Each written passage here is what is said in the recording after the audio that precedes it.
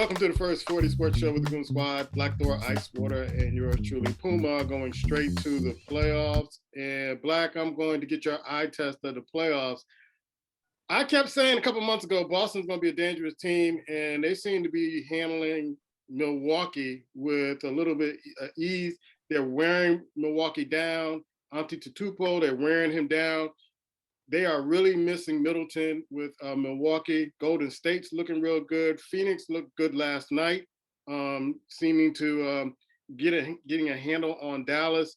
And Mongo Slade shows back up for the 76ers. And Mongo Slade, I speak of James Harden. And that team is just a mess. And it's just inevitable that the Miami Heat is going to advance in that series. But your eye test, sir. Yeah, I mean, basically Philly kind of whole court, man, that was cool. I'm just, you're speaking of Mongo Slave, I'm amazed when you have one good game. You have 20 bad games, speaking of him, and other players too. You have one good game, you act like you're doing something wrong. And that's what's really kind of sad to see. That one good game he had in Philly, he's acting like he's back with it. No, bro, how about the other 10 previous just where he didn't even show up in the playoffs? So, yeah, for the most part, it's inevitable. We kind of see where it had, once they travel and Embiid, they kind of figure them out a little bit in Miami. Philly hasn't have much. I'm looking at that trade, and I don't know who got the better of what, man. Other than the players that maybe Brooklyn picked up, that was a horrible trade, but it is what it is.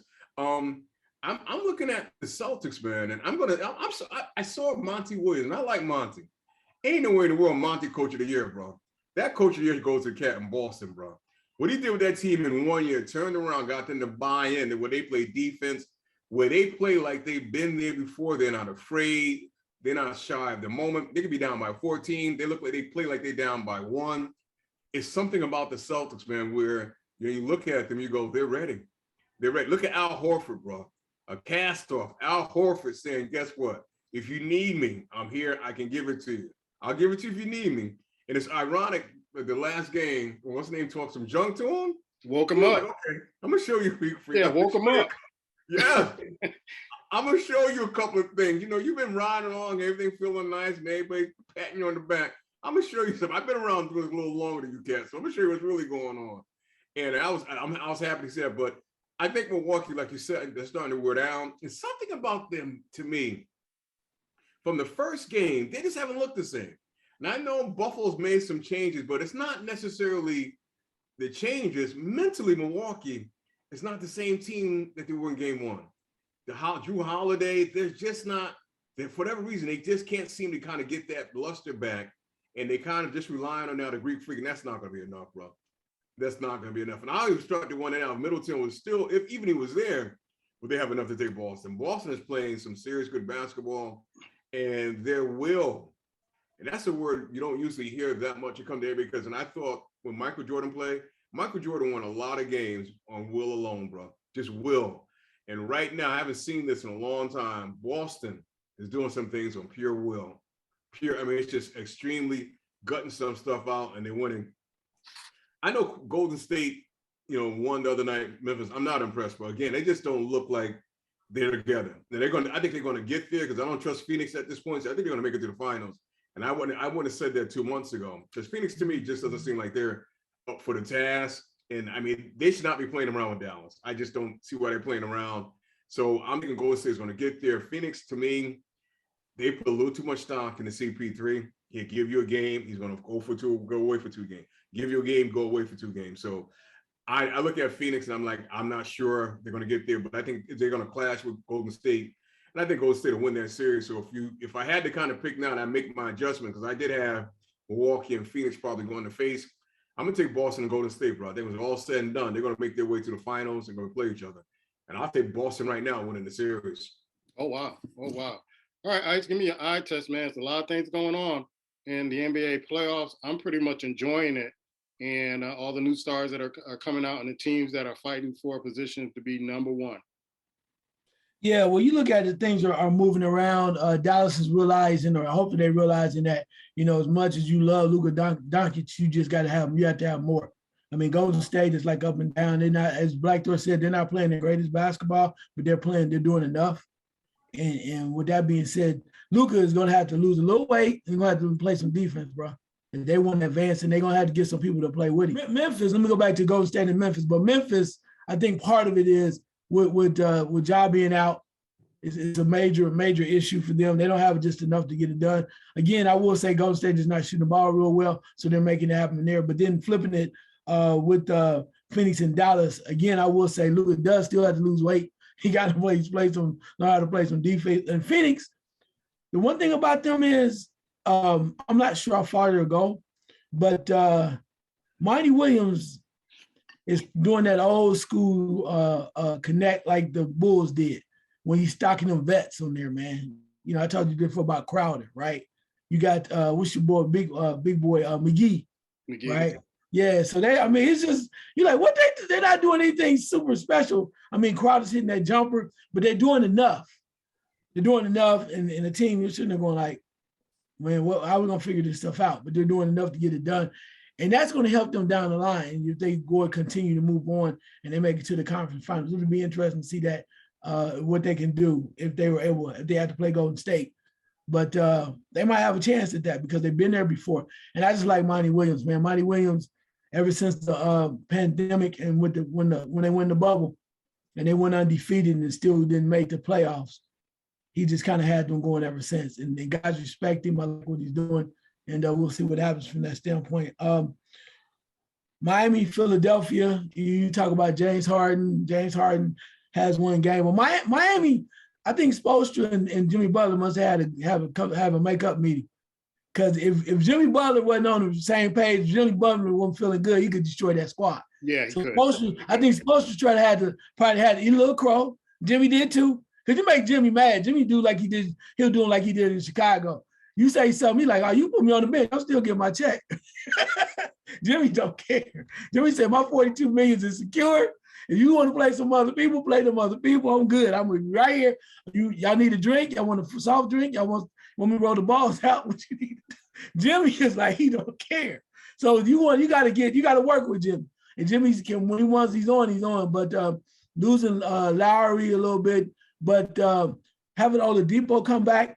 And one thing they did with the coach is like, okay, and I'm gonna just keep it 100. This is where they struggled last year, but it's not happening this year. But certain individuals, was that Hero, them jump shooting white dudes. Duncan and Hero, yeah. Yeah, that was looking all extra special last year because nobody see them before they went to the finals and everything. They can't really find no minutes coming out the bench. Their minutes are limited. You know, coach went and said, look, they got your number now. Y'all, that was cool and nice and refreshing. But, and the only reason why I threw the race out there is because, you know, everybody look at them jump shooters and they run up and down. But when it comes down to the nitty gritty, you got to play a certain kind of basketball. And that may not be something they privy to. So therefore, if you're not ready, you're not playoff ready to help the team, then your minutes get cut. And I think that's when you look at Miami, that's what's happening. So they're getting all kind of people, input from a lot of people and doing what they had to do. So I kind of like where they are right now. It'll be quite interesting. Boston, Milwaukee, without Middleton, they just kind of shelling themselves. He does so many things when you don't really understand him. He can score, he can get his own shot, he can score. He scores big buckets. He plays defense when he needs to. He's just a very important intangible for that team. Because when he's not there, what you're seeing right now is you're seeing Milwaukee play one-on-one basketball. Yeah. Either going to Giannis or it's going to Holiday. And if you do that, we know what happens. Before Giannis start passing the ball, and he's getting his assists, trying to anyway, but it used to be the same thing. He get it at the top of the key, put his head down, go in the basket like a bull, and then look for nobody else. But they really miss Middleton. And Boston's tough. Boston physically tough. And Boston realizes too, we can get this. You know, I tell you what, Marcus Smart, bruh, is not only a great defensive player, he's a smart basketball player. Very smart, tough, exactly what they need. Brown does his thing, Tatum does his thing, but they need the guy that's the glue is Smart. Because Smart doesn't care about anything. You know, he old school. One of his favorite players is Gary Payton. He's trying to get that ring, bro. and he'll do whatever it is. If he had to slap somebody in the damn face and sit down for 2 games so they can and get in the fight with somebody so they can do it, kind of like Draymond Green used to do. If he had to get suspended for 2 games with somebody else that matters, that's what he'll do. So I like his attitude. Boston has played real well. They're very capable. If they move forward, I would love to see them in Miami and for the Eastern Conference Final. But I would not be surprised Boston to come out. Boston could mess around and win this whole damn thing, bro. Yeah, they really could. If they play the way they can and play tough and play strong and play to their strengths, they got a lot of people. Because one, they're angry. I said that before. And I'm not mad at Milwaukee. I think Milwaukee's full, bro. You know, they were whining. They last year they were hungry, and not saying they can't win it all, but they not as hungry as they was. You know, well, we win it. Then they'll say, oh, our guy was hurt. So, you know, they'll take it. Before they'd be scratching the claws and trying to get in there. We're going to fight to the death. Now they like, well, you know, if they win, we win. It's cool. You know, they're not hungry like that. And I think it affects you when you really are thirsting for a championship. Ask Anthony Davis. Anyway, I'll leave that right there. Yeah. Can I say something real quick, Boom? Yeah. Go ahead. It's funny because, you know, we both, you know, we're all talking about Boston, but think about this. In reality, this is the same team Kyrie Irving had 2 or 3 years ago, bro. Think about that. If he just would have shut his mouth, went out there and played basketball and grew with this spot, imagine what they could have been doing. It's the same basic. You got Al Horford. It's the same basic team for the most part. I mean, maybe a couple other different parts, but in reality, same Boston team. That's it. Just a different head coach. And look what they're doing.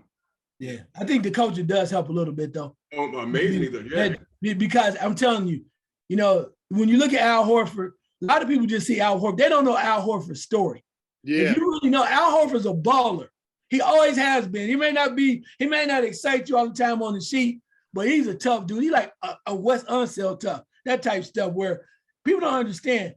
University of Florida won back-to-back national championships. Him and Noah was right there clowning dudes. So, and his dad, you know, dad was decent, but he's always been a force. So now everybody forgot about him until old boy started looking at him crazy. He's like, I'm gonna drop this 30 piece on your ass, just to let you know who I am. Now what's your name again? Yeah, his dad used to play for the Milwaukee Bucks. Yeah, dad played, but he's quiet, he's low-key, but you make him mad. It's kind of like when you make Tim Duncan mad back in the day. He light your ass up. You be like, what you gonna do now? Oh, did you see that move? Oh. It's kind of like Elijah Wan School David Robinson. He don't have to say a word, but you just be all over the place going, do you see this clinic? Yeah. Seriously, man. And when he dunked on dunked on a boy and knocked him down, I was like, somebody must have put out them Florida tapes, boy. They got him, got old Al fired up. Yeah, a lot of people don't know his story, and he's kind of unassuming as a big man, but he's definitely doing his job with the Boston Celtics. Another big man who used to play for the Milwaukee Bucks, moving inside the playoffs, is Bob Lanier, who passed away this week. And I really don't know, Ice, if people really understood the impact Bob Lanier had as a big man in the NBA. Bob Lanier, to me, was one of those guys. I remember growing up watching him. He scared folks. You had, you know, Kareem Abdul-Jabbar, you had Wes Unseld, you had all those big men in that era. But Bob Lanier was like that guy you were afraid of in Milwaukee. You didn't want to tangle with Bob Lanier. And he became a great ambassador of the NBA after his playing days. He's a Hall of Famer. Your thoughts on Bob Lanier? Yeah, you know, plus two, if I'm not mistaken, before he went to Milwaukee, he was in Detroit. Yeah. And granted, they didn't have any major playoff runs or anything like on either one of the teams. But I'll tell you this. When you think about enforcers, you know, that's one thing I love about growing up in the 80s basketball, bro. That tells my age, I'm old as hell. But back in the day, it used to be very physical, very physical. So if Bob Lanier is playing center for either team, Milwaukee, or playing with with Detroit, you mess around, yeah, you say you might have to check Jabbar. You know, the next night you might have to check Artis Gilmore, right? Just names all the way down the line.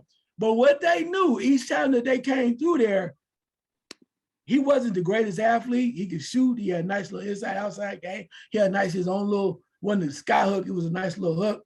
But you every night you had to bring your lunch, bro. You had to bring your lunch pail. You had to put your hard hat on because he was gonna punish you. He was gonna put that work in. He was gonna be physical with you. If you came in soft asking for fouls and other stuff, that shit wouldn't happen, bro. He was coming looking at you like, I'm gonna whoop your ass and then I'm gonna apologize later. You know what I'm saying? You know how you do, like, why you so physical? You like, look, man, my bad, but tonight I had to get my money. You in my way. I'm hungry. You know that type of thing. He was that physical. Now, I just wish he could have played with teams that went a little further in the playoffs. Because when he got to Milwaukee, you know, he came in a little later in his career when they started moving around with the Sidney Moncriefs in the world and the Jack Sigmas, Marcus Johnson type thing. But dude was an enforcer, bro. He might have been Maurice Lucas, cats like that. Cats that would go in there like Maurice Lucas, get mad at halftime, pull a toilet out or a sink out the wall, bro. Dude, I mean, just he meant strength, bro. You did not want to get in an argument with them dudes because they slapped the taste out your mouth. He was a tough dude. I love watching because he competed every night. He knew probably at the time, 75% chance time he walked on the court, he wasn't going to win. That didn't matter. You will know my name. He was going to win that fight that night. Yeah, look, you will know my name when you leave here. Rest in peace. Much love, Bob Lanier. Yeah. Bob Lanier, Black. I'm sorry, man. I can't even add much to that, man. He covers so much, man, and in great detail. I just, you know, I will say this. He's one of the reasons why, to me, when the current players go, oh, yeah, we could play back then. No, you couldn't. No, you couldn't. Because back then was a grown man NBA, bro. It's just what it was. And like he said, he faced different centers every single night. It wasn't every now and then. Every single night, he had somebody who's going up against that he had to come to work, and he did came to work.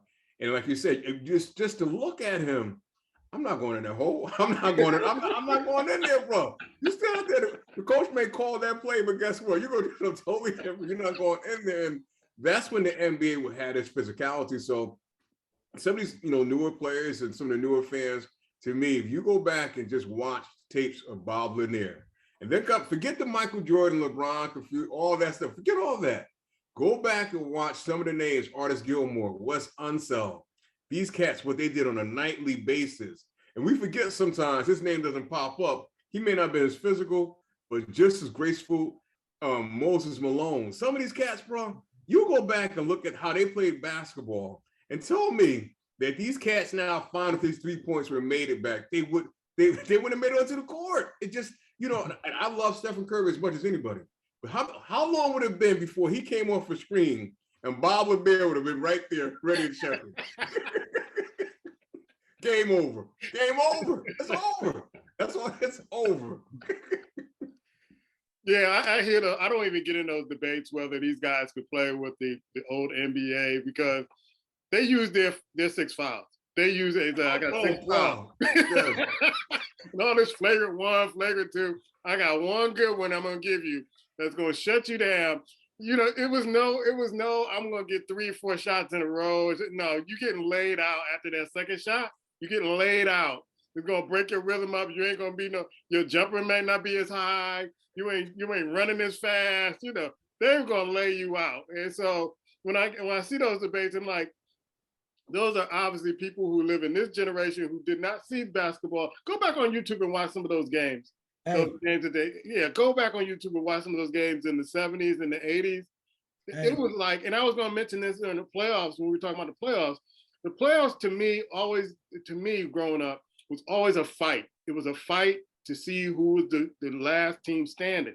And you got to go into it with a fighter mentality as a team that we're going to fight every team that's in front of us until we get that trophy. And some teams, you look at some of the guys now, they go to the hole, they get tapped on the hand, they waving their hand like, you know, they got killed. Oh, you couldn't play in the 70s and 80s. You could not play in the 70s and 80s because they would make it worth that foul. Like, you gonna give me 6 fouls? Okay, I'm gonna get you, and you. I remember when Bill Russell was getting an award with the NBA, and he just pointed at the big man that were on stage. And he's like, I'd have kicked all your asses. And that was NBA basketball. You give me 6 fouls. You think you coming up in here?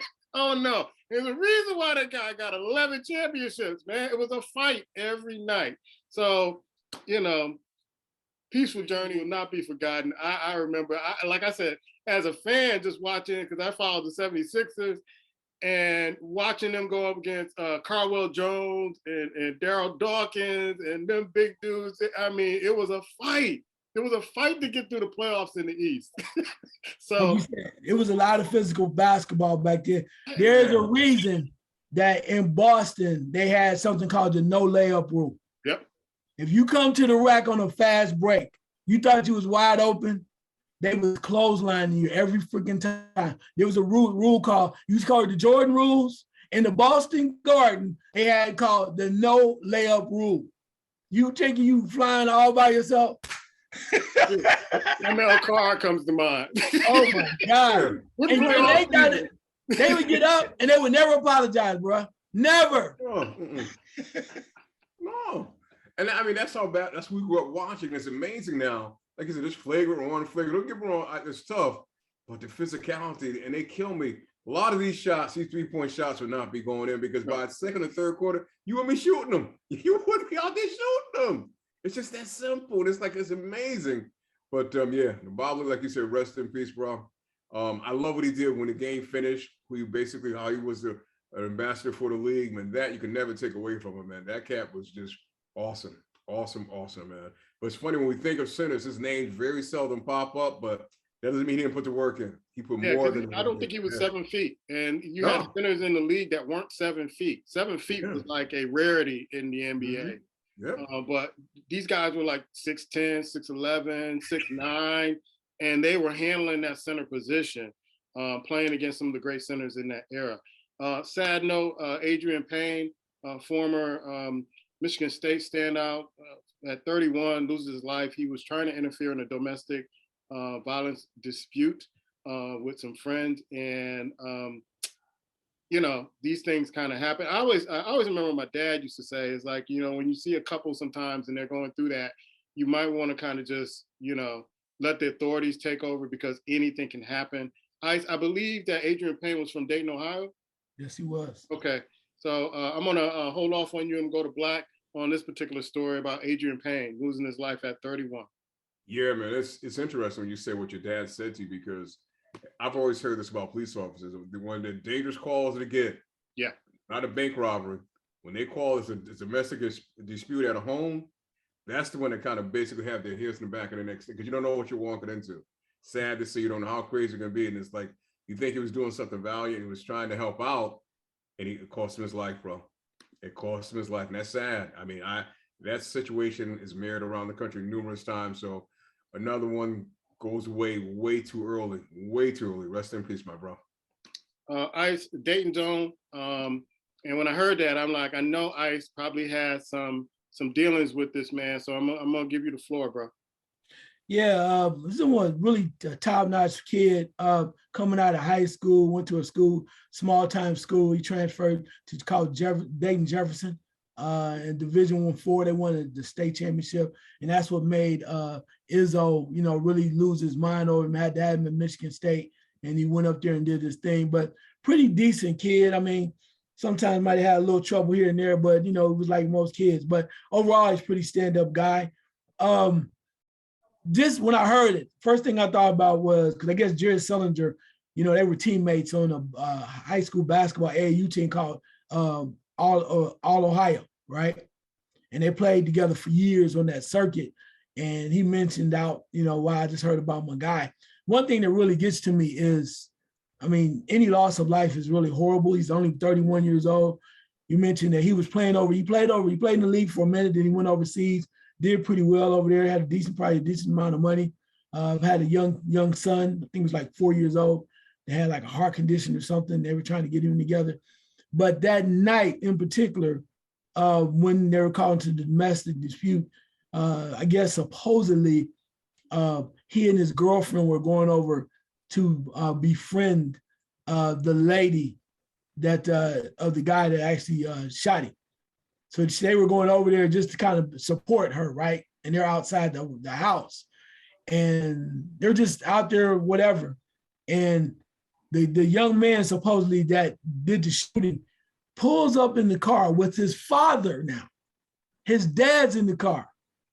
And he's like, yeah, he comes up to him. He goes in the house, supposedly gets the gun, and then says something to Payne. He said he thought Payne had a gun or something like that too. Said Payne didn't have anything going on with that. But he comes out and says something to the effect that he thought he was kind of intimidated by Payne because he was 5'8", he's like 6'10". But the presence of mind, the really sad thing about the whole thing is, think about this one time, brother. You mad as hell. You got a domestic thing going on with your girl. Other people are there, not in your house. You're with your dad, man. You go in and get a gun and you shoot a bruh, man. I mean, think about that. I mean, I know how whatever his mindset was, but I'm in the car and with my daddy, and I'll bring my daddy over. I go get a gun and I shoot somebody. And they even said that the young man's father was trying to help Payne after he got shot. You know, my daddy would have, man, I don't even thought twice about that. But that just shows you the mentality. There's one thing you do it by yourself. My dad? Hell, my dad might have shot me. Real talk. I'm just saying. What was on his mind?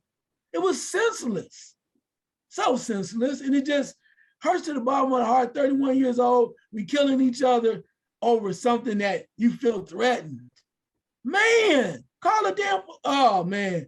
Man, it just, and being from where I'm from, bro, young guy from around the way, people looked up to him. He was a good kid for the most part. He had a special relationship with the young lady that had cancer up there in Michigan State and befriended her. We went across the country. It just breaks my damn heart, man.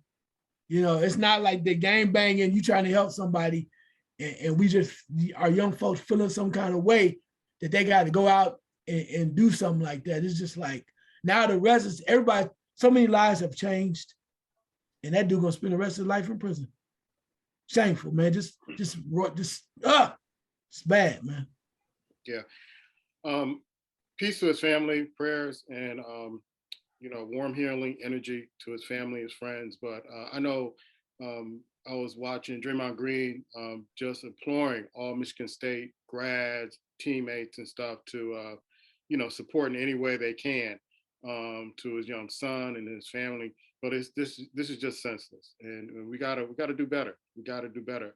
It's another story about the arrest warrant for All-Pro Earl Thomas. Black, I'm gonna go to you with this. I'm not sure what's going on in our heads, and when I say our heads as Black men, when we get into these situations, we seem like we've made it. We seem like we get to a certain position in life where we've accomplished our goals, and then we just piss them up in the air somehow. I just don't understand it, bro. It's interesting, man, because this may not sound good, but the reality is with a lot of us, you can't take the hood out of us. We bring the hood with us wherever we go, and we don't realize that some things about the hood, you got to leave there. It should never be there anyway. But we take, for some reason, as a race of men, we take pride in our hood being messed up, being a place with honor. We just think, it's okay to die early. All those things that we think of, and we don't think of the consequences. And like you said, with Earl Thomas, you look at where he's made it to. And this man has a Super Bowl ring, bro. Super Bowl ring. I mean, he was one of the most feared safeties in NFL for a few years, roaming around there. And he's not that big of a guy. No. So you look at how things kind of got it between him and his wife. And then basically what he's facing now is there's an order, a protection order. And you say to yourself, okay, it's a protection order. And then there's things about it that you can do to violate it. This is how unconscious he is. He sends a text. But you're not even smart enough to realize that, it can be, that's just right there. And not a simple text, a text that's kind of insinuate, I'm going to take your life. And then you follow back up with another one. It's like, at what point? Now, it's sad to think that, or dumb to think, I should say, that you can't look at him like he's uneducated, because he's been on college campus somewhere for a short period of time. He's been around, whatever. So it's just, to me, there's certain things that's inside of him, And a lot of us that we refuse to let go, we fight, we look at simple stuff that we think is affliction or something against our manhood, and we think the only way we can retaliate is with force, brutal force, and death. And that's what it comes down to me. I remember when we were younger, a lot of people would fight you for stepping on their sneakers. Yeah. Like it was a front to them. If you kind of stepped on their sneakers or dirty their sneakers, you don't deserve to live in. That's how mindless it is. And we have to, at some point, understand as young and Black men, that's not masculine, bro. Like I just said, taking someone's life and basically hurting a family, and you're going to jail. What's tough about that? But we're so tough. We're so bent on being hard, being from the hood and being all this. You know, I remember I should always hear people go, you don't know where I come from. No, bro, I don't give a fuck where you came from. I'm looking at your actions. I don't even know where you come from. It doesn't matter. I'm based on what you're doing. And that's what a lot of people want to say. You don't know where I come from. You know what? But no one cares, bro. No one, at the end of the day, no one cares. You made it. We're happy for you. But it's sad that he's fought to get to where he is. And of course, he's not in the NFL anymore. He has too much time on his hand. But at some point, you got to be smarter than that. And for those that have the means, such as Earl Thomas, bro, I know we all have different things we battle with. We got demons. We all have bigger ones. Some have smaller ones. We live in a world now, no matter what you're facing, you get help with. If you want it, only if you want it. And if you got anger issues, go deal with it. Whatever that basically is driving you to a point of where you could do something that hampers and hurts someone and yourself, it has to be dealt with. But we choose not to. And I hope I can get too long with it, but that's what it kind of comes down, man. When I read that story, I'm looking at it going, you got to be kidding me, bro. You really, and I remember, think about this. And no one said nothing. And we thought at the time it was small. You remember when he got hurt and Pete Carroll was on the sideline and he gave him the both two fingers, bro? Yeah, I remember that. No one acted like, well, you know, that's just, no, we got to stop saying that's just who somebody is. Because you're showing your character right then and there. Yes, that's a small sign, but look how that small sign turned into a big sign. Guess what? You're probably going to be in jail in a period of time. And come September, guess what Pete Carroll is going to be doing? Yeah, good point. Ice, another senseless kind of brother, just, I don't know, man. I don't know what to say anymore. We do these stories every now and then. I try to avoid these stories, but it needs to be said. I know somebody, maybe, a brother may catch this show and say, you know what? They're right. I got to do better. Yeah, I mean, you gotta want to seek help, man. And I know it can be tricky because when you start talking about a man and a woman together and they've had kids and they've been together for a long time, then the whole friction comes because, oh, you're trying to keep me away from my kids. And, and really what a lot of times it comes down to man still love her, right? He still love her, wants to control her. And when she gets sassy and who knows, you know how that roll, he probably paying bills and a lot of other stuff going into it and feeling disrespected. But the whole premise of it is, you got to go through the courts, whatever you need to do to make sure that you got the ample time you need with your kids or whatever. And it's hard to walk away from it, man. Cause you probably at the house, that's the house you put down, you built from the ground up and all that. And man, you see somebody else up in there, a lot of stuff can go into it. But it's been said, we have to do better. We got to put ourselves in a better position to get our minds right, because when we're overboard and we're emotionally tied in and we overly emotional, nothing but chaos, bro. It's gonna come to a boiling point. You're either gonna be in jail, you're gonna do something you don't want to do, or just because of where you're at. So that's where maybe some counseling, whatever it is, but you got to be man enough to go ahead and get it. Because in the end, if something happens to you or something happens to the other person, again, you leave a lot of people hanging, especially if you got children or whatnot. So we just got to do better to that standpoint, especially as you said, when you got money. But there's no longer an excuse just because you got money, you can just be wild and crazy and do whatever. But, just consequences. Always is.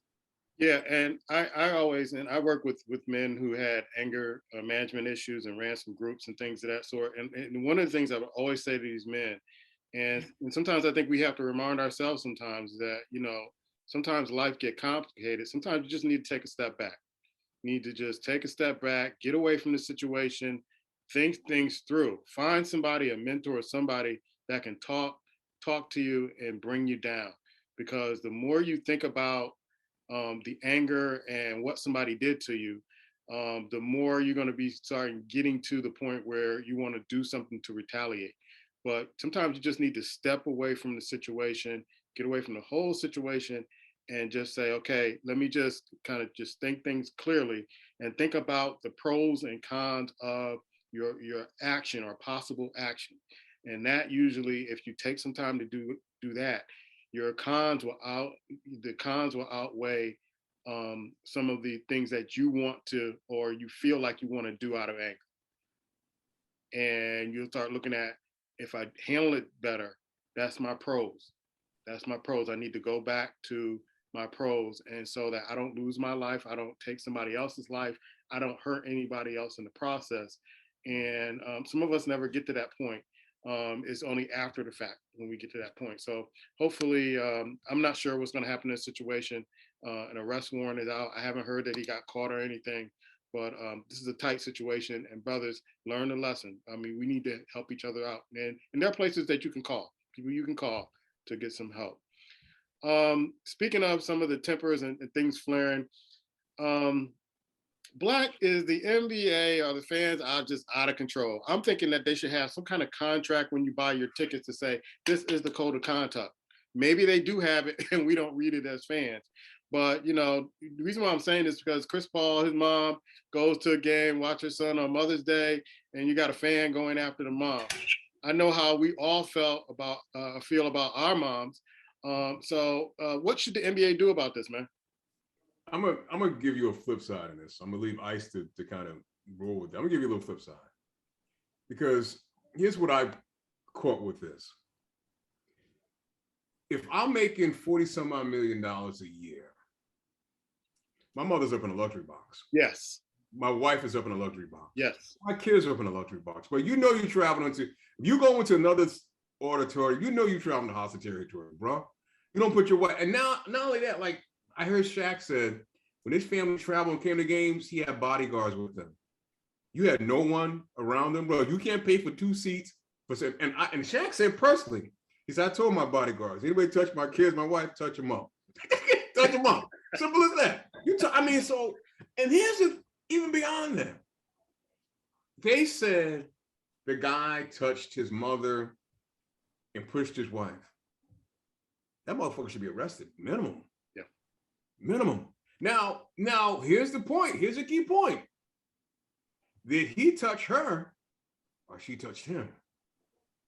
Now, they might have been saying something, because I'm like, Chris, I'll see you outside. You ain't gonna find him outside. Chris, shut up. Because I'm gonna tell you right now, if that was my mother, it wouldn't have been enough men in the front court that could help me from getting to him if you touch my mother. Just be honest. So my point is, I don't know how true this story is, bro.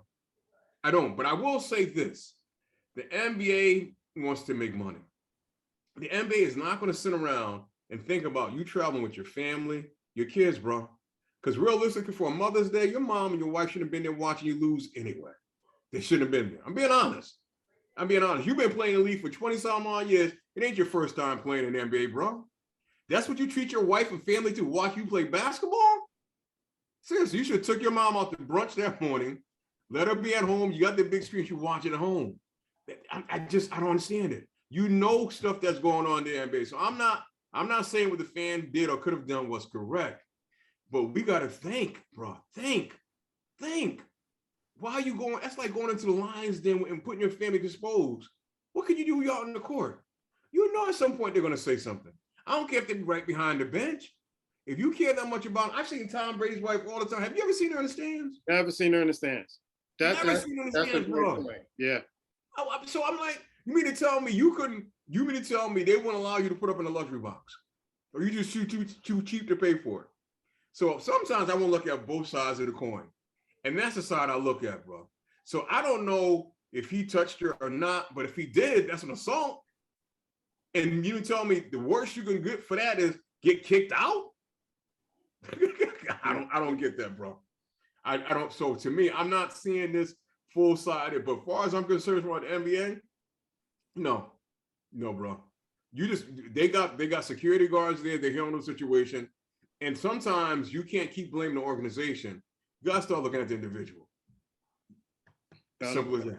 Valid point. Ice, we talked about this on the Fight Game show we do on our channel about Shakur Stevenson and his family getting in a skirmish after his fight.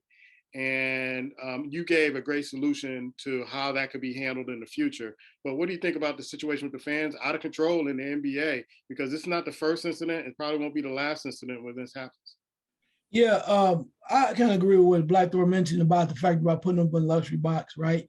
I mean, they don't need to see you so they can look over at timeout and going, "You okay? You feeling good?" Nah, go upstairs. I said the same thing about LeBron James' mom when he cussed his mom out when she was down there because he got in a skirmish with somebody and he told her to go sit her ass down. And the whole world lost their mind because he said that to his mom. I said, "You don't know what the living situation is. If you did, you would not be speaking it like that."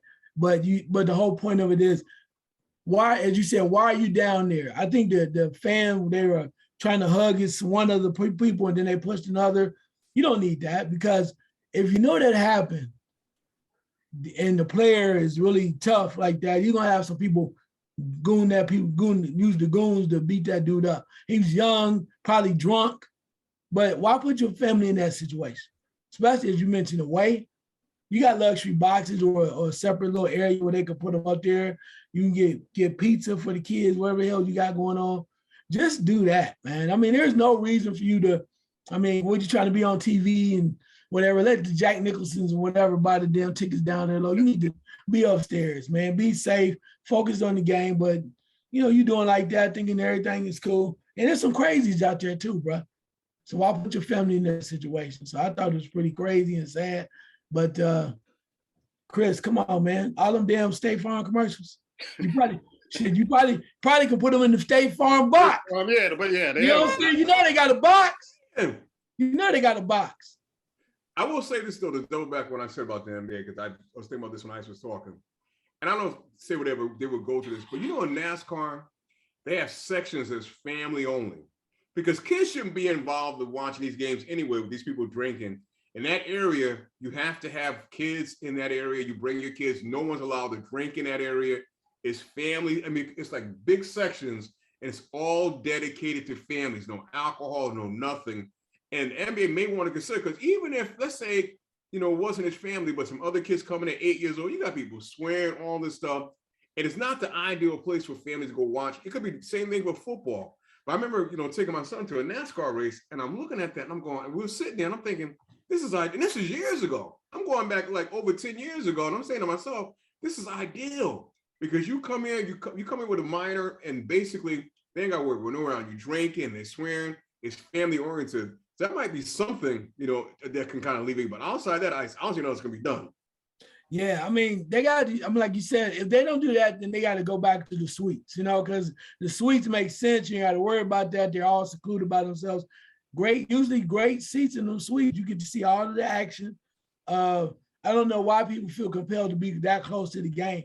I won't be around that many people if I got that kind of cash, unless I'm sitting on the net front row and I'm next to somebody that's interesting to me. Other than that, put me up in the box, because you ain't got to worry. I'm just saying, you got to go to the restroom. You ain't got to worry about it.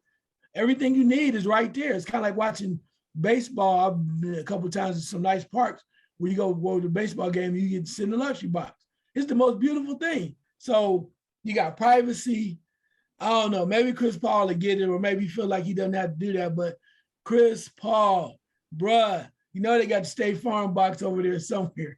You mean to tell me for 2 games, you can't get in the State Farm box? You on all the commercials. They done made commercials with your twin. You done all this other stuff.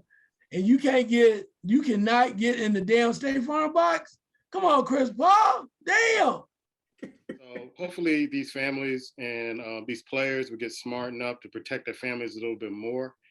I couldn't be a professional athlete and concentrate on the game with my family in the stands with different people that I don't know if their safety is secure. So, wow. Okay. The Kentucky Derby. I put some bets on a race, but this is why I wear glasses, is because I wasn't wearing my glasses when I put the bets on this, this Kentucky Derby, and I put it on the wrong race. But anyway, nobody won anyway because of long shot. Ice, I'm gonna go to you, our Kentucky Derby guy. 80-1, and usually I bet the long shot, but like I did, I bet the wrong race. And how rare is this, man? Well, it's very rare. I mean, because you got to think about it. They usually have all of the lineups and the posts and everything going. Friday's like the last day, right? So Friday before the Saturday, the day before, they're all set up, the line, pole positions. You start talking about it. But on Friday morning, there was a scratch. A horse got scratched. And then this horse was taken off the waiting list and put into the Derby. But the wild thing is, everything was so bonkers and crazy. The jockey has been he's not a really well-known jockey. He and the horse just went down the rail and won. But afterwards, it was just like chaos because the horse that won was trying to bite the little training horse and bite the man that was holding it. And then we come to find out that the jockey that won and doesn't have a lot of experience on them, has not won a big race.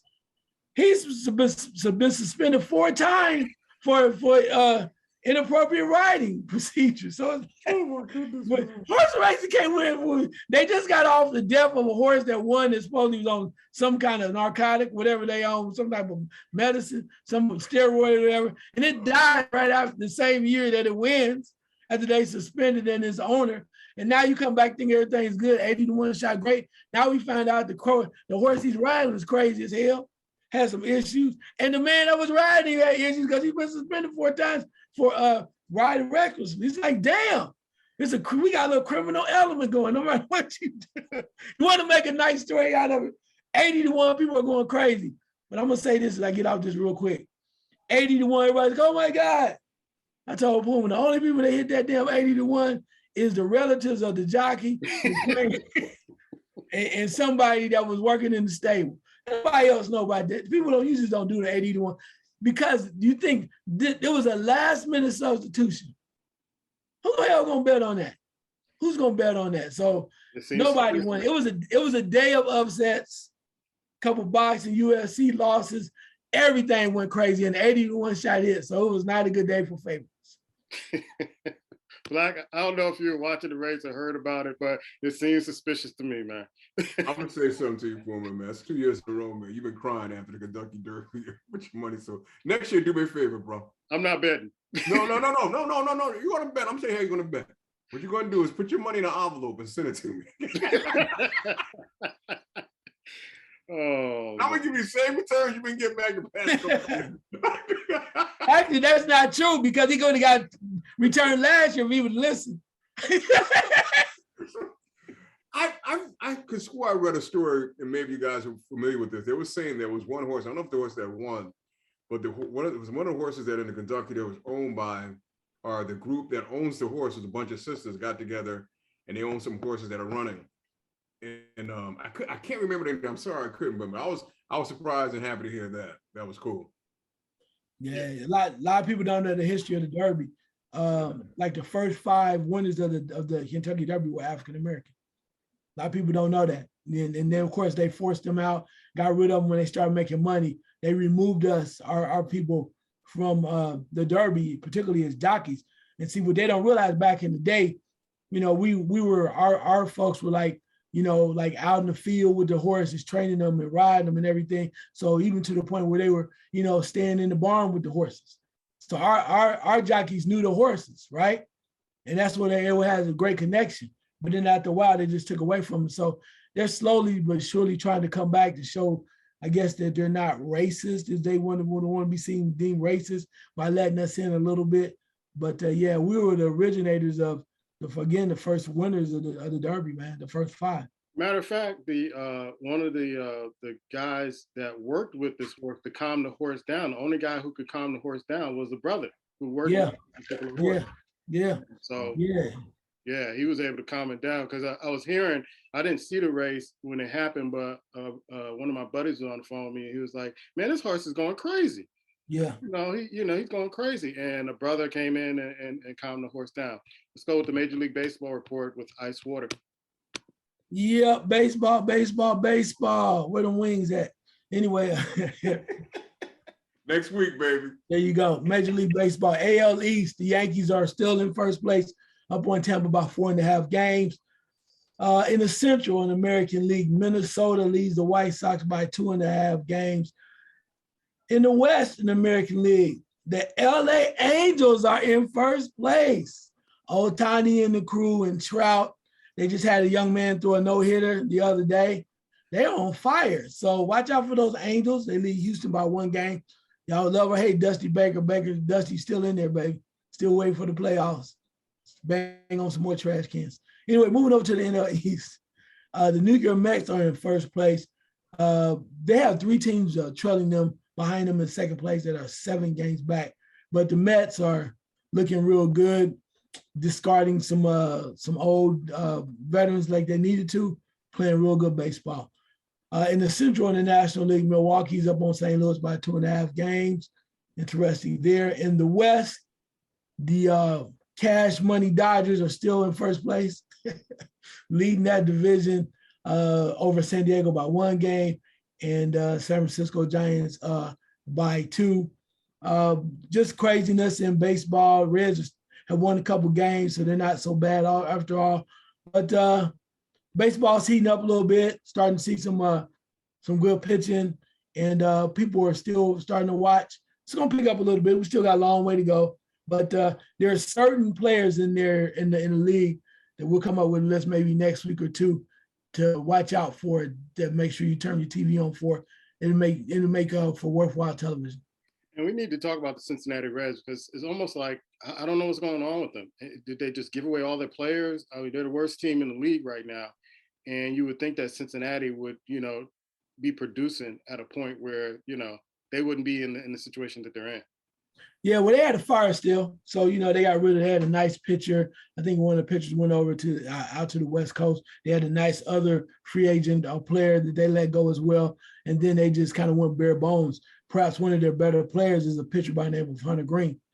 Hunter Green's a hell of a pitcher, but it's to the point I heard them. I think he pitched last night, and baseball has gotten soft in a manner of way too, where they're only letting starters sometimes go as long as only 5, maybe 6 innings, right?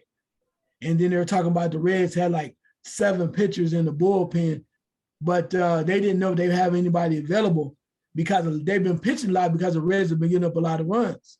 So they so-called had tired arms. I'm like, hell, you only got 2 decent damn pitchers. How the hell you got tired arms? You pitching 1 inning. I mean, you pitching 1, 2 innings. And then one of the announcers said it best. He said, you quit trying to throw strikes all the damn time. You don't know how to throw change-ups, curves. That's what you learn how to play and off-speed pitches. That's called baseball when you pitch. But everybody trying to strike everybody out. So when you throw 10 to 30 pitches, your arm is worn out. So no wonder you're not available. That's called coaching and stuff you're supposed to take care of spring training, not during the regular season. So we'll see. I think they're tanking. I think that's apparent, and we'll see. I mean, is tanking the same in baseball as it is in football, basketball? No, it's worse because they tell you from the beginning, we made these trades and the hell with it. And we're going to try to develop these young guys. Football, that's unacceptable. You can't do that in the NFL. You don't see nobody talking about we're going to we rebuilding. Like in the NFL, we rebuild it. Everybody think they're going to win the first couple of weeks. Basketball the same way. You might see that, but they're going to have somebody in there because people are not going to waste their money like that. You can get away with that in baseball, but it doesn't mean it's the right thing to do. Right. Because of the revenue sharing, you can't get away with it in baseball. Because you're going, as a team, you get your money regardless. Right. So you don't care. Yeah. Yeah. Folks, I didn't think this was going to happen based on some of the events from last season, but we're going to go to the WNBA report with Black Thor. He had threatened to just walk off doing it because of Candace Parker. Go back to our other shows to explain it. After Candace got married, Black swore that he was never going to do another report again. But this is the WNBA report with Black Thor. Yeah, man, I just said I had to kind of man up, man. It took me a while to get my head right, get back straight, but I'm back, baby. And I'm gonna start with Candace Parker because basically Chicago Sky forward, Candace Parker. What more is here to accomplish? I thought she was gonna walk away this year after they won it, but no, she's saying that this might be her last and final year after this one. She's thinking about basically hang up. She's 36 years old, and sometimes when you look at her play, you watch her commentate and all that, we forget that she's 36, bro. To me, when I look at her, I see 26. I don't see 36, but two-time WNBA champion, a six-time All-Star, two-time MVP. She's had a great career, bro. So if she decides to end it after the end of this season, you know what? Great accomplishment. Go on, do your thing. I got over what you did to me a little while ago. It still hurts a little bit, but I'll be all right. I'll be all right. 4 months ago, after signing a new deal with the LA Sparks, Tia Cooper got released. And this happened to a lot of teams that was basically with the WNBA because they was getting down to 12. Some of the players that got drafted, in a sense, didn't even make it onto the roster, which is kind of crazy. These players got drafted late in the first round and maybe in the second round.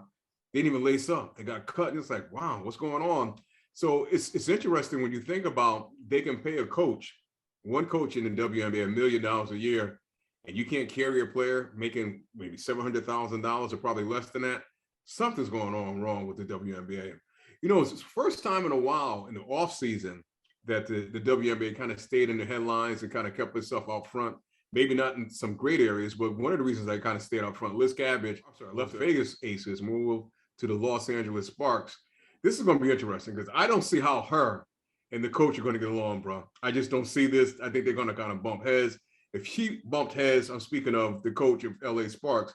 If he bumped heads with Candace Parker, imagine what he's going to do with Liz Gabbage, bro. That personality, that I don't see them two kind of working themselves out. As the season kicked off over the weekend, but they got 5 teams that they kind of believe is going to win it in the end. And kicks off with the number 1 team being Connecticut Sun, Chicago Sky is number 2, Seattle Storm is number 3, Phoenix Mercury is number 4, and rounding out number 5 is the Las Vegas Aces with their new head coach Becky Hammond. So it's going to be tough interesting to watch the team as the seasons go on. See if another team kind of step in and kind of make a run for the finals. And as we all know, this Phoenix Mercury is missing one of their premier players in Brittany Gardner. I know a lot of people are saying that, the U.S. Justice Department came back and said she was basically arrested with nothing. And, it's kind of a raw deal. Here again, we're talking about a foreign country, we're talking about Russia. So things happen. I think we should kind of just sit tight and see how it play itself out. But to come back and say that they arrested her based on no charges at all, I think that's the wrong thing for this country to be saying. I think at this point right now, if you're going to work behind the scenes to get her out, do that. But don't basically throw mud at the Russian government and the Russian, basically their system, acting like she did nothing wrong. Work to get her out on her behalf and do what you got to do. But don't piss them off by saying stuff and act like they're doing something in revenge. It's only going to make it worse for her, in my opinion. Yeah. I want to get back to Candace Parker. You sent me some stuff on Mother's Day with Candace Parker. Are you sure you're over this?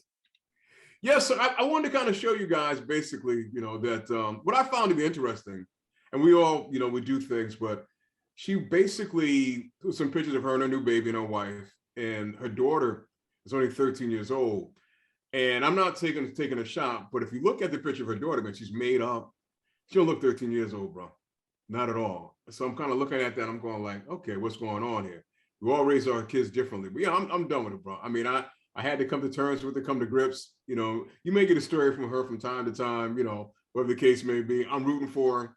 I'm rooting for Maya Moore. Yeah. So hope they all have success. Hey, can I throw something in this on there? Yeah, she broke a lot of hearts. But there's hope. There's hope. There's hope, Puma. They're going to break our heart again, but then we're going to roll it out. Black Thor, I got one for you. Another beautiful queen. Dee Richards, bruh. Yeah. Dee Richards. Yes, sir. And her mama fine too. Yeah. It may take me a while to come around. Yeah, that's all right. Look. You go ahead. You take your time. Look, hey, Puma. You take your time. Dee Richards is a personality and a very beautiful young lady and a hooper too. So yeah, Dee Richards, continued success. I got a breaking story. Tom Brady just blew his nose, Black.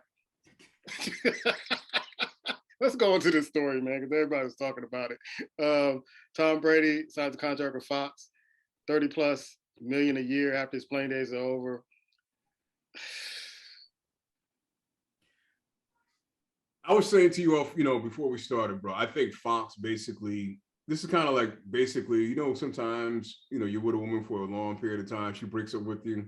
You go run and try to grab the finest woman that you can to kind of basically show that you're all right, you're good.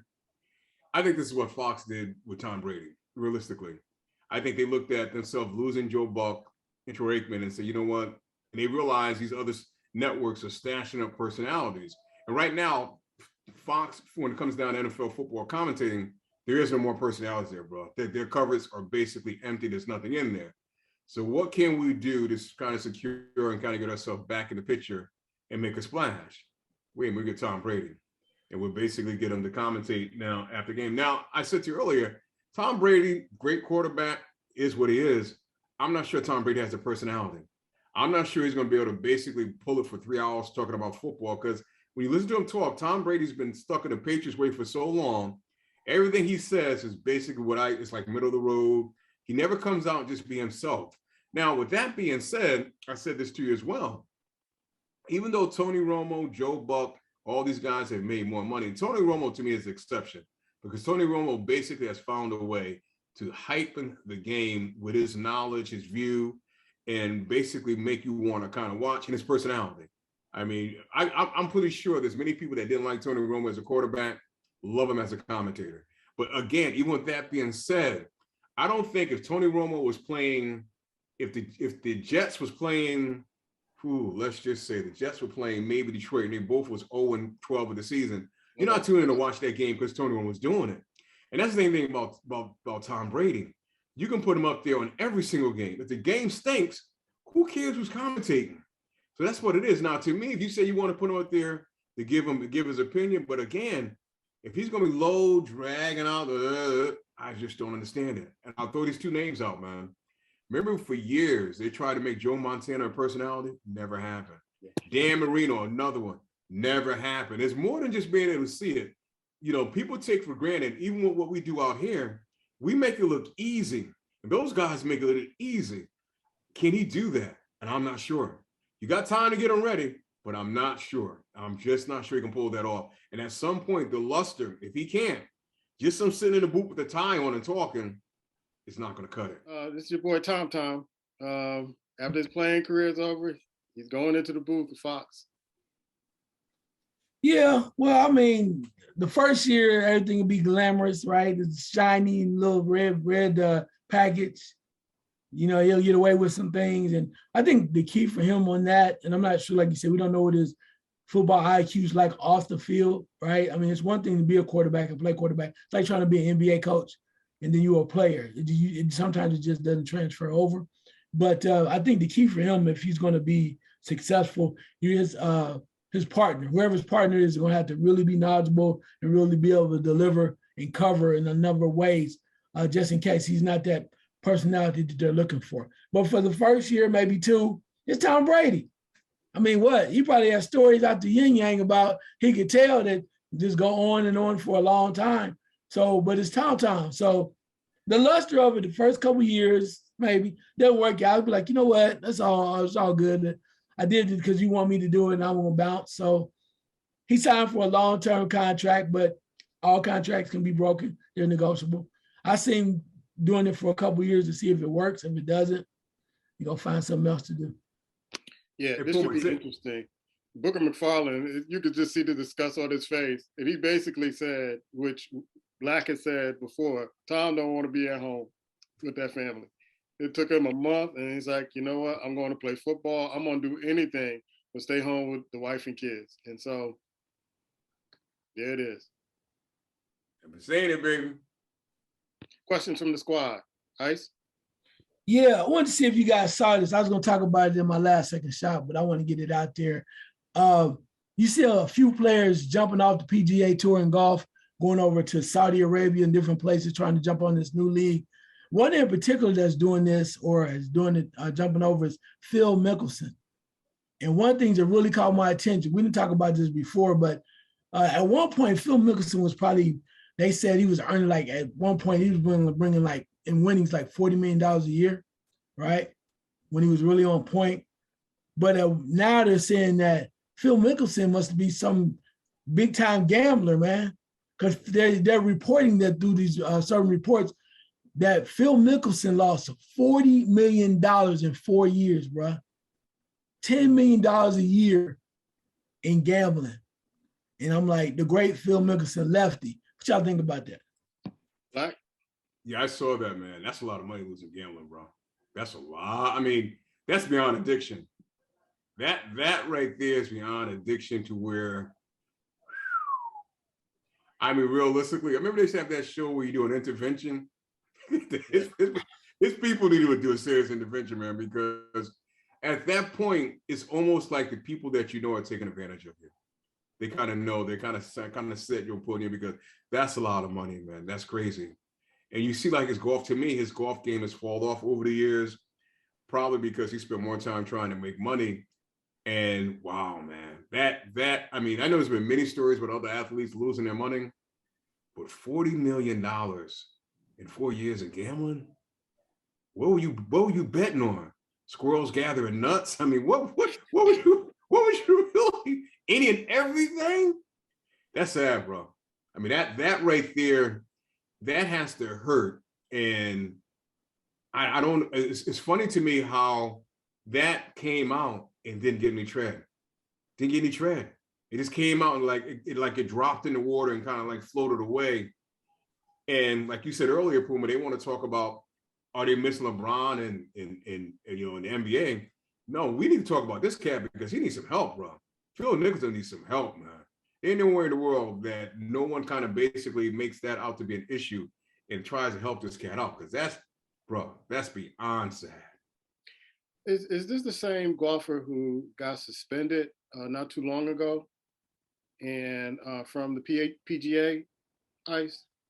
I'm not Phil. Phil might have had a little indiscretion, but I think it was somebody else that got suspended. Okay. Because I'm thinking that, you know, I think the PGA knows about this, and golf and gambling kind of goes together.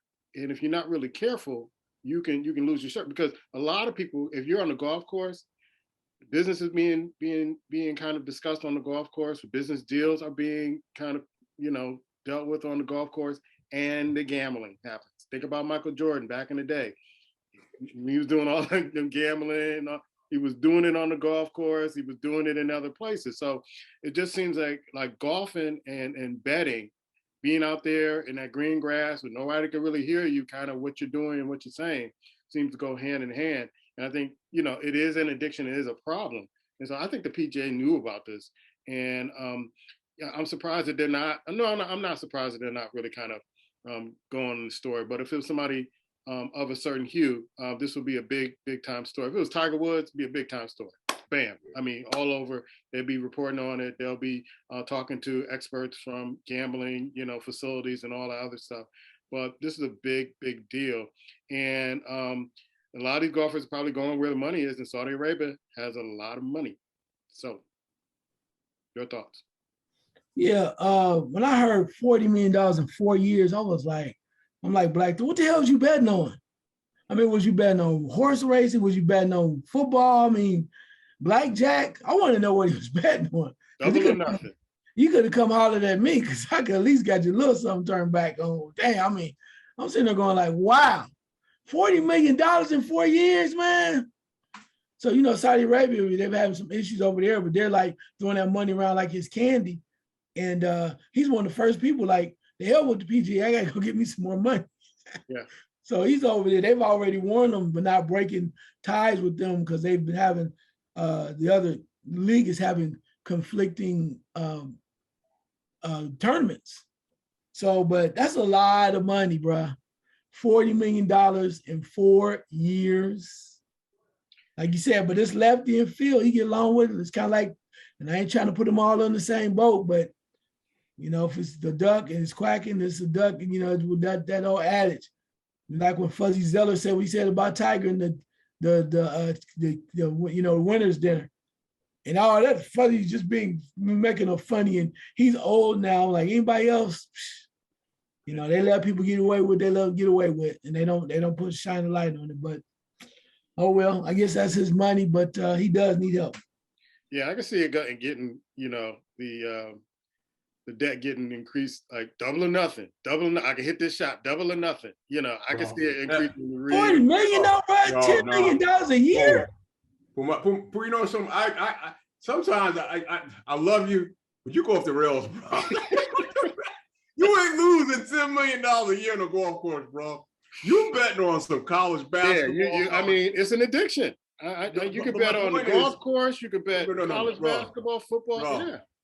The addiction of gambling basically needs a high, and it's not basically you talk about Michael Jordan, but that's a high about what I could do competitively. Those addiction had to be fed by, and that adrenaline has to be fed by a high of winning big, a game of this or that, going against the odds, and the more you lose, the more you're seeking to get that high. That ain't coming off. As much as I don't love golf, but much as people may love golf, you ain't spending no $10 million, losing $10 million. And here's the thing. He's a good golfer. Who was he losing to? Tiger? I'm just like, realistically.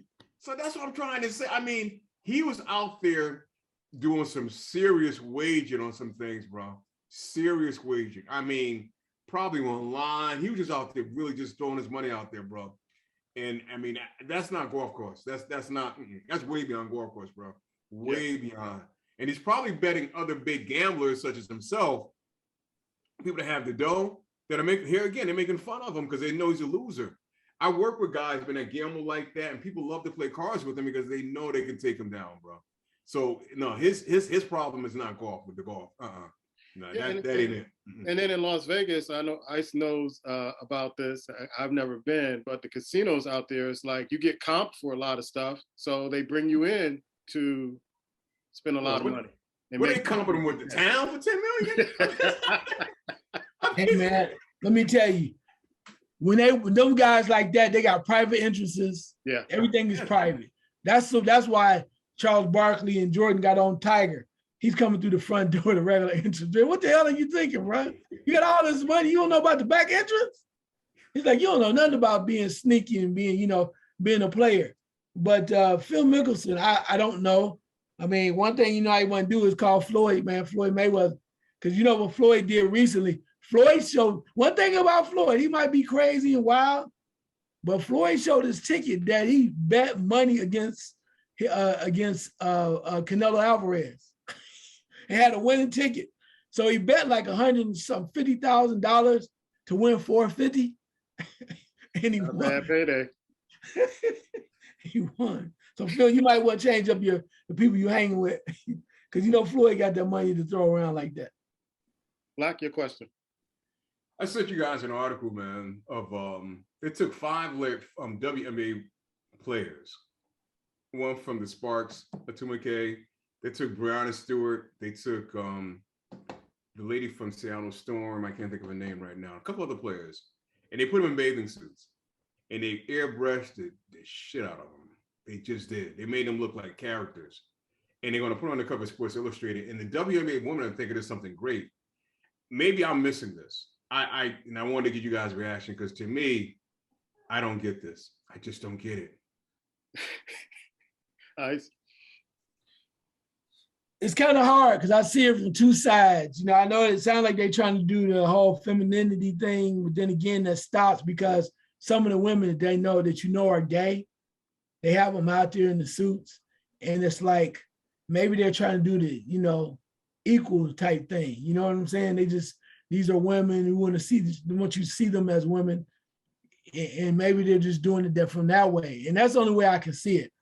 Sports Illustrated trying to do the right thing by putting out there what they think is the right thing by giving them, even though the league is whatever, so many % gay, we're going to try to spread it out and have the swimsuit issue for WNBA players. And you look at some of them, you go, some of them look hard, some of them look like very mannish or where they got that man look to them. But then the others are trying to look halfway decent. So maybe they just doing it out there, trying to be politically correct, another Title IX attempt. But who knows? Maybe they change it up and trying to appeal to a new group of customers. I have no idea. That's all I'm saying. I don't understand the logic, but that's what it is. Man, when Sports Illustrated started getting into kind of the controversial these layouts with these swimsuit editions, I can't remember the last time I watched a swimsuit or picked up a magazine with Sports Illustrated with the swimsuit edition. I'm definitely not going to pick up this one. I'm not interested. I ain't gonna get my heart broken like you and Ice earlier this year. Under the illusion of what I'm saying. But like it used to be the biggest selling edition, I think, of the year for them. And for me, over the years, they're just going all over the place. It's just kind of fell off for me. And so, especially if I know they're airbrushing and all this other stuff. And I saw a couple of pictures I think you sent in the article, and I was online and I saw some stuff. But it's something I'm not interested in buying or seeing at this particular point. Because it's kind of, to me, gotten away from, because the Sports Illustrated used to be, and and I know you're going to call me a chauvinist, Black, I don't care. The swimsuit edition was supposed to be like, you get the magazine, that was a man's edition. That was kind of like, it wasn't Playboy, it was close to it. And you enjoyed it as a man because you were looking at articles all the time. You got the subscription, you read the articles, you read about sports stars. But to me, it's kind of turned me off a lot, where they're trying to embrace everybody in these editions. And that's not maybe I'm old school, maybe I'm a chauvinist, you can call it however you want to. I don't care, but I just don't have the stomach for it anymore. Like, no, I don't think you're a chauvinist in that respect. Well, that's what I find interesting, because I think, to me, the ladies in the WNBA got to decide what they really want. And when I say that, meaning that you can't come out and expect people to look at you as basketball players, and then you allow Sports Illustrated to basically make you look like a bunch of floozies. It is what it is, bro. You have to decide what you're going to really stand for. And you take a lot of different issues, and then you kind of basically allow them. The airbrushing they did, bro. And when you think about Sports Illustrated, the swimsuit editions in the past that you speak of, those are models. Those are upcoming models. Breonna Stewart, you're not a model, sis. You're not. I mean, Puma, this girl is thick. Did you see the picture of her? They made her look like a toothpick, bro. So to me, that's insulting. This is what they're saying, what you don't even realize. They're using your name to show this to other women and say, this is what you should look like. And as a woman, you should find it. I find it demeaning as a man. And as a woman and as a league, you're sitting up for this thing. You're getting people going to watch you dribble basketball. No, believe it or not, you're going to turn off more women to wanting to watch you. So that's what I'm saying. You got to find out, what are you doing? Who in the PR? I mean, who signed off on this? And the WNBA should have been fired last month. I'm serious, bro. They should have been fired. I don't understand. I mean, you're just starting to get more exposure on different networks, and you come out with this BS, bro. You got to be killing me. I mean, you are killing me. Black, they did this with, when they started doing the issues with the different athletes who were naked, and they would cover them up with baseball. I remember Fielder was on there. They started doing that's all artistic. That's artistic. I understand if you do art, that's artistic. Go back and look at those pictures. Show me anything artistic. There's nothing. When you have Breonna Stewart, she's 6'. You have her basically wearing a bathing suit. Look like she's a little girl. There's no body. They took Sue Bird away her chest. Yeah. They gave her abs. They drew out an abs on her body. What type of? And this is gonna be in the cover. And you're okay with this? Last second shot, Ice. I normally would keep this for boxing, but I'm gonna roll it this way. The great Canelo Alvarez took a chance and lost to Bivol over the weekend. A lot of people didn't see it coming. Some people have been pushing him down, saying he's not the greatest most people think. But he took a chance. I have a problem with that. But when you look at your pound for pound, ladies and gentlemen, and you think about it, and I know people love Terrence Crawford because of what he's done, but Terrence Crawford has 1 belt.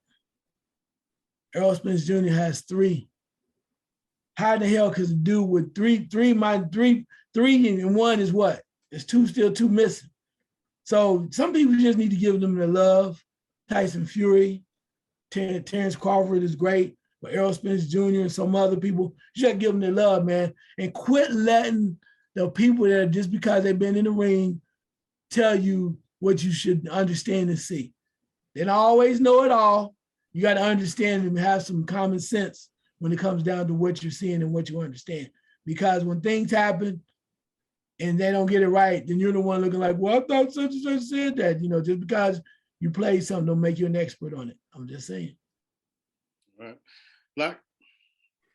I'm thinking with Tom Brady signing a deal with Fox, ESPN is going to sign LeBron right now. And LeBron's going to commentate games while he plays games next season, bro. Watch, it's coming. Because they miss him. Like you said, they asked the question, do you miss LeBron in the playoffs? They're going to do it right now. I guarantee you, by next week, LeBron will have an $80 million a year contract. He will commentate games while he's basically playing them. ESPN, no one's listening to LeBron but you. No one. You know what? I know LeBron tries to run the Lakers, and they kind of taking that away from him. It's about time you take that away from LeBron from ESPN. He doesn't have to run your network. We don't need to see him all the time, hear about him. No, nobody misses him. I know you go to bed each night and you cry that he's not in the playoffs, but guess what? We're not missing him. We're not. Yeah. I was telling Black earlier in the show that I was watching, I fell asleep on ESPN and I woke up and they were saying, does the NBA miss LeBron? No. You all miss LeBron. That's not my last second shot. I'm going to go into something else. And I'm wondering what ESPN and Shannon Sharp, I wonder how they're going to function when LeBron finally leaves the game. I don't know how you're going to function. I don't know what you're going to do when he finally leaves the game. And this is why a lot of people don't want to hear about LeBron and Tom Brady. You guys talk about them so much. LeBron's not in the playoffs. Cover the folks that are in the playoffs. Talk about what's in the playoffs. He's not there. But he likes to tweet, which I took my Twitter, I took us off of Twitter. And here's my last second shot.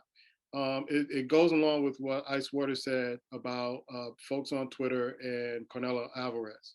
This guy was cherry picking for a long time, and it finally got caught up with him. It finally caught up with him. And I'm glad, because it finally showed that this guy's not the great fighter you think he is. And I know you want to have him as this great fighter. And I didn't think that he was pound for pound. Me and Ice have talked about it on the Fight Game for months. He's not pound for pound. Terrence Crawford, you can't tweet your way into pound for pound. You got to fight the major fighters to get pound for pound. In my opinion, and I've said this on the show and Ice can verify it, Errol Spence is my pound for pound. He fights. Matter of fact, he said to Canelo Alvarez, I will go up and wait to fight you. I will go up and wait to fight you if I need to, because he's not scared to fight the top fighters to build his legacy. So y'all want to have a paper legacy with Canelo? Go right ahead. But last Saturday just showed that you can't Twitter your way, you can't social media your way for pound. One day the cherry picking catches up with you, and it caught up with you on the same day at 80-1 horse won the Kentucky Derby. That's our show.